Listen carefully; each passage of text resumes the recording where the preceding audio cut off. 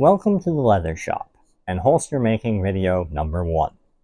Today I'm going to talk about the materials and tools that I use to make holsters. I've been making holsters for better than 15 years, and I have progressed a long way in the style that I make, as well as the way I make them. So I'm going to share my experience and my knowledge with you. For materials, I buy Herman Oak mid-grade tooling leather. I get this from a company called Montana Leather Company out of Montana. They've been very good to me, and their prices are fairly reasonable for the materials you're getting. When I make a holster, I use a 7 to 8 ounce leather for the main body and 4 to 5 ounce leather for the lining. I also get Fiebing's leather dyes from Montana Leather, as they are the best dyes that I have found on the market, and I use the Fiebing's leather balm as my final finish on the holsters. As far as sewing thread goes, I get that from a place called Tandy Leather Company. They're based out of Fort Worth, Texas, but they have stores all over the country. They may even have a store near you. I also buy my stitching needles from them. They are a harness needle and they are size 0. So, with that said, we're going to move over to the workbench and I'm going to show you the tools that I use to make a holster with.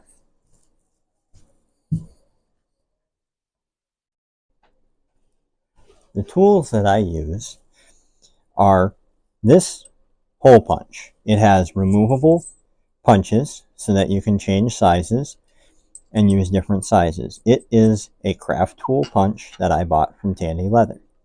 This rotary punch works well in many situations. It is a CS Osborne that I bought from Montana Leather. This is called a creaser. You use it when you are forming holsters into the gun. You use it to plate the leather before you start, which I will show you in a future video.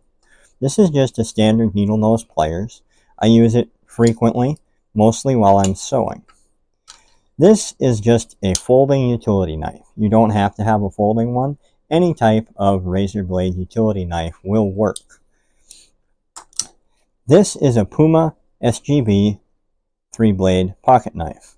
I use the sheep's foot blade frequently, and I find that German steel sharpens up very well and works well for my application. This is what is called a stitch groover. You use it to cut a groove in the leather where you will end up sewing through. It is very necessary, and you can get one that looks like this, that has the groover off to the side, or you can get one like this one that has the groover in the middle, and this bar adjusts to adjust your different stitch widths.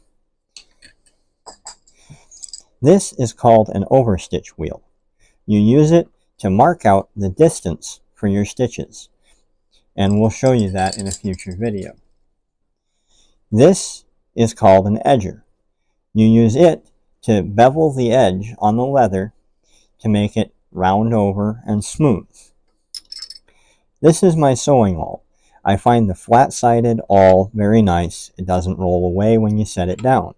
It also has a knurled end here. This unscrews and you can easily change out the blades. I believe this is a craft tool awl. I know I bought it from Tandy Leather.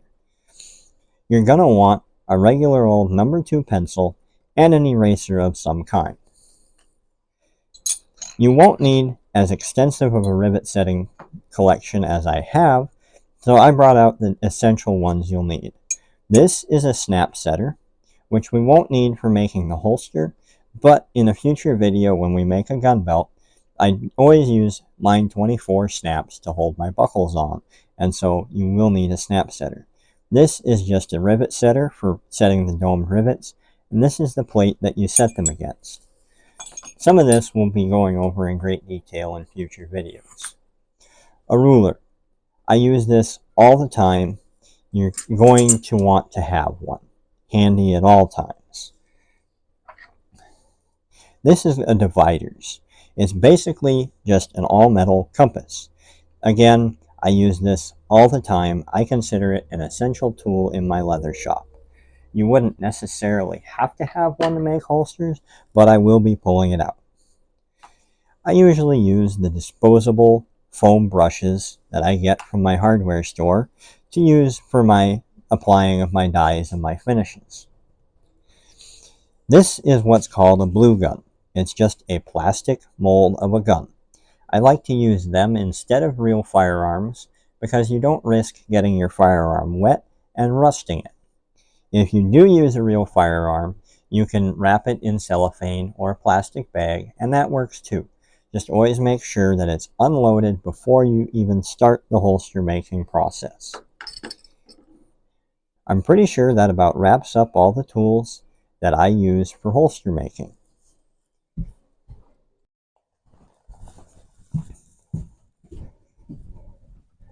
Thanks for watching the video, How to Make Holsters, the Tools.